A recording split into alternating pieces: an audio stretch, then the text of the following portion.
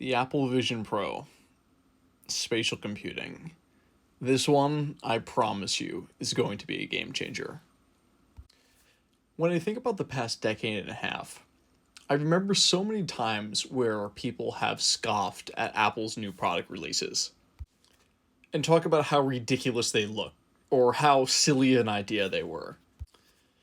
When the AirPods first came out, everyone thought they were so ridiculous. And then in 2019, it was stated that if AirPods were their own company, they'd be the 32nd largest company in the United States of America. And that was now 4 years ago. Or when Apple introduced the triple camera system on the back of the iPhone, and everyone was making memes about the way it looks. That is now by far the most advanced camera system on any cell phone ever made. And then we take ourselves to the present with the Apple Vision Pro. There are countless memes on the internet about how ridiculous this thing looks and how silly the price tag is. But I'm going to tell you why all of that is wrong today.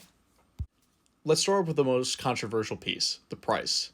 When people saw $3,500 on screen, they thought Apple was insane, but it quickly made sense why the device cost this much. If we take a look at the bill of materials, it's almost $1,600, and while the price is double that, you have to realize the research and innovation that went into this device. That's not free. In fact, I can't even imagine the billions that went into the patenting for this device. I'll make one thing clear though, I'm not trying to defend Apple. I understand this does look greedy, but there is evidence behind it. When you look at the fact that there are two systems on a chip inside this device, and all of the 4K screens, cameras, and sensors, there's a heck of a lot going into this. Especially when you compare it to a standard laptop or cell phone, it just can't compare. And when we think of other devices and how their product evolution goes, if we dial all the way back to the iPod, it started off as this big brick that no one wanted to use, and then it became so small that it could be fit in the smallest of pockets. The iPhone started off super clunky and then became extremely streamlined. The same will happen with the Vision Pro, as all this technology becomes smaller, and the need for high power and less cooling comes along. There will be a day in the next 10 years when these devices are almost the size of a normal pair of glasses. At that point, they are going to get picked up by the masses. And when this happens, the future of iPhone and other devices that we thought would be around together will be uncertain.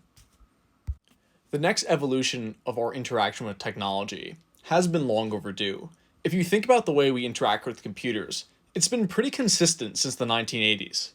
Yes, the technology has improved to an extreme degree, but we're still using a mouse and keyboard, and we're still sitting in front of a screen. The core concept has not changed. I also want to highlight trends in pricing of technology. If we think back around 6-7 years when 4K televisions first came out, I remember the pricing was around $100,000 for the first Sony set. Now, fast forward to today, and you can get a 4K television for under $300. There's always a price to be paid to be an early adopter, but it's very hopeful that these prices will come down considerably in the future, especially once Apple introduces non-pro lines. Also, if I hear one more person compare this to the MetaQuest, not only is the MetaQuest garbage, it's not even a similar device, and they shouldn't be used in the same conversation. I understand the price of the MetaQuest is a lot less, but it's like comparing a luxury vehicle to an economy car. You can't compare the two. With that out of the way, let's talk about how this is going to revolutionize the way we interact with technology. I think the biggest change is going to come in the professional sector, especially at the beginning.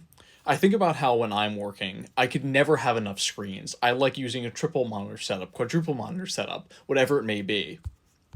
With this, now the sky's the limit. If you want a small monitor here, a big monitor over there, there's nothing that can stop. It's only your imagination. Also, the biggest thing, the way you interact with this, by using your eyes as the cursor. Initial demos have stated that it is pinpoint accurate. Not only is there a high degree of accuracy, but your ability to interact is going to be so much faster than moving a mouse around a screen, especially if you have several monitors at play. This is something that has always frustrated me when I'm trying to move from one monitor to the next and I have to lift my mouse up several times to get there. It does seem gimmicky when you're watching it in a demo, but I assure you, once you try it out, it's going to really change everything.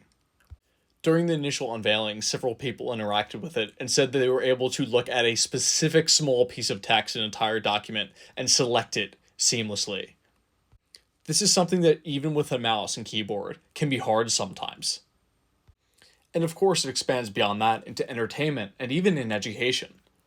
There have been countless pieces of technology that said they were going to revolutionize the classroom, but I genuinely believe this has the ability to do that.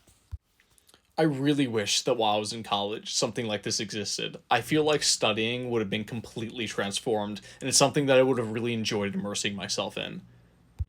Although I know this is going to have several gaming applications, I think it's a much more usable device for the masses, and something that people are going to want to have on their head for a much longer period of time. I feel like most VR gaming sessions are very gimmicky and short. But the cool thing about this is something you could definitely immerse yourself in for a longer period of time if you're still using the standard controller, keyboard, and mouse. You just now have a really high fresh rate, fluid, high resolution monitor to use, which is really cool, and I would love to try that out. I've consistently watched almost every Apple keynote for the past decade, and I must say, this one was by far the most exciting. Although I'm not completely sold on buying this first generation yet, I know this is going to lead to incredible things. And even if I don't pick this up right away, I'll definitely be in an Apple store to try it out. One thing I do know is it's definitely going to be shocking at the beginning trying to have a conversation with someone who's wearing this, but I think like everything else, it's going to become much more second nature. I almost can't even remember the last time I've had a conversation with someone in public and they didn't have a pair of AirPods in. It's just so mainstream now. Another amazing aspect of this, especially from a cybersecurity perspective, which I hold very dear, is that you now have an extremely high degree of privacy with anything you're working on if you're in public. I'm always really weary to do work at a coffee shop because of this, because I don't want people to see anything I'm working on for work, but this would completely eliminate that worry.